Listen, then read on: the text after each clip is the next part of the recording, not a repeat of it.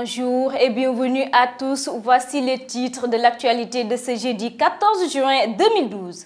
Une table ronde sur les greffes en chirurgie est organisée à la faculté de médecine de l'université Cheikh Anta Diop de Dakar. Jugement des diffuseurs du film Des filles de Grand Yoff, les concernés vont témoigner contre eux. Comme je vous le disais, les greffes sont au centre des 26e journées de chirurgie qui se tient ces 13, 14 et 15 juin à la faculté de médecine de l'université Cheikh Anta Diop de Dakar. Pour ce jeudi, le thème retenu est la chirurgie mini-invasive, la chirurgie et les infections parasitaires. Reportage Aïssatou Kamara. Les 26e journées scientifiques de chirurgie et spécialités chirurgicales sont organisées au grand amphithéâtre de la faculté de médecine de l'université Cheikh Anta Diop. Cette journée va permettre aux médecins en exercice d'exposer à travers des conférences et découvertes. Les objectifs de ces journées sont multiples. Il s'agit d'un cadre scientifique d'échange, de pratique et d'expérience des chirurgiens, en vue de formuler des recommandations pour améliorer leur pratique de tous les jours, mais surtout améliorer la qualité de prise en charge des patients pour le bénéfice de la réduction de la mortalité et morbidité de nos patients. Un des conférenciers, le professeur Ndiaye, est revenu sur les aspects juridiques du don d'organes. Je viens de participer à une table ronde autour de laquelle nous avons discuté du don d'organes et de tissus au niveau du Sénégal. Certains collègues ont fait l'état des lieux et moi j'ai eu à parler des aspects juridiques. Des aspects juridiques parce que depuis bientôt 4 ans, nous travaillons en texte de loi. Nous avons travaillé sur beaucoup d'aspects et actuellement maintenant ce texte de loi-là est disponible au niveau du ministère de la Santé et va être soumis incessamment à l'Assemblée nationale. La loi insiste sur un certain nombre de choses. La première chose sur laquelle nous insistons, c'est l'intégrité de la personne humaine et de la dignité humaine, le fait de préserver la dignité humaine.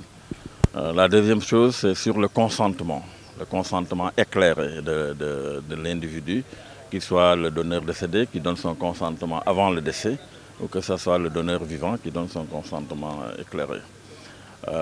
Nous avons insisté aussi sur la gratuité du don.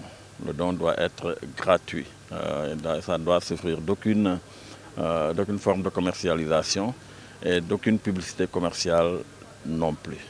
Durant 3 jours, les participants vont se pencher sur les défis de la formation en chirurgie laparoscopique, les mycétomes extrapodaux, les greffes rénales, les aspects juridiques de don d'organes et le rôle de l'immunologie au Sénégal.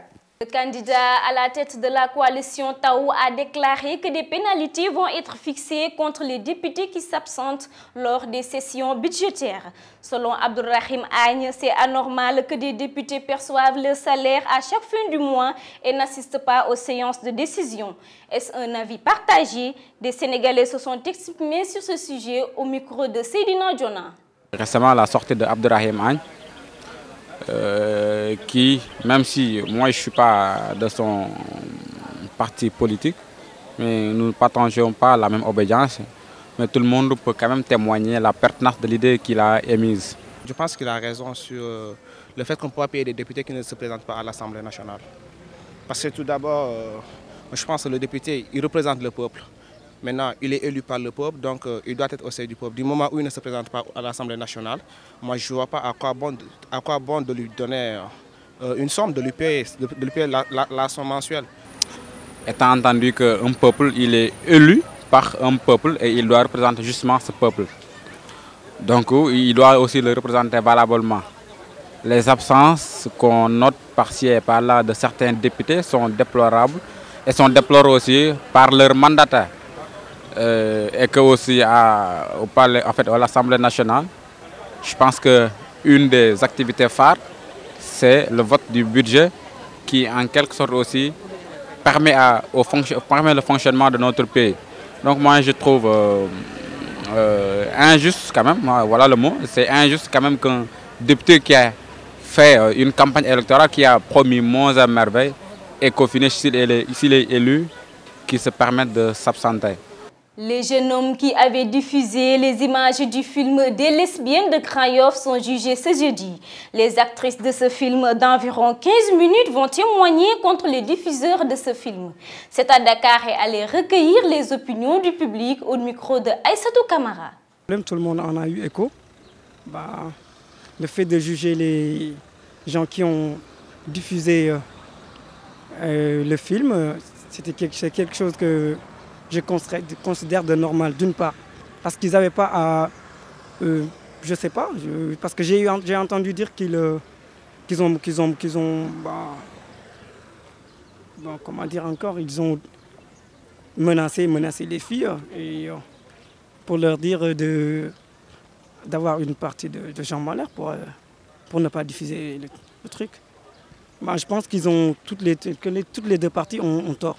Je pense qu'elles ne sont pas trop fautives, donc on peut bien parler de leur libération parce que comme ils l'ont fait dans leur intimité, bien vrai que ce n'est pas bon, mais je crois que le tort revient plus aux diffuseurs de la vidéo. À présent, venons-en au sport pour terminer cette principale édition. Le comité d'urgence de la Fédération sénégalaise de football se prononcera ce vendredi sur le choix définitif d'un sélectionneur pour l'équipe nationale. Joseph Koto, l'entraîneur intérimaire, a-t-il des chances de garder le poste après un bilan positif dans les 3 matchs qu'il a dirigé les Lions? Les Sénégalais donnent leur avis sur cette question au micro de Sadio Doucouré. Je pense que Koto a fait de très bons résultats. Mais c'est ce que je viens de te dire. Les Sénégalais ont un complexe envers les entraîneurs français. On n'a qu'à engager un entraîneur français. Oui, pour moi, c'est ce qui est le mieux. Personnellement, moi je pense qu'on doit le maintenir parce qu'il n'a rien fait de diable en ce moment. L'équipe va bien. Une équipe qui gagne, ce n'est pas une équipe qu'on doit changer. C'est bien vrai que il y a une paradoxe là-dessus. Il y a beaucoup de gens qui pensent que l'équipe nationale sénégalaise doit être menée par un blanc. Alors que là, ici, il y a des noirs qui ont des diplômes, entraîneurs, qui doivent mener l'équipe.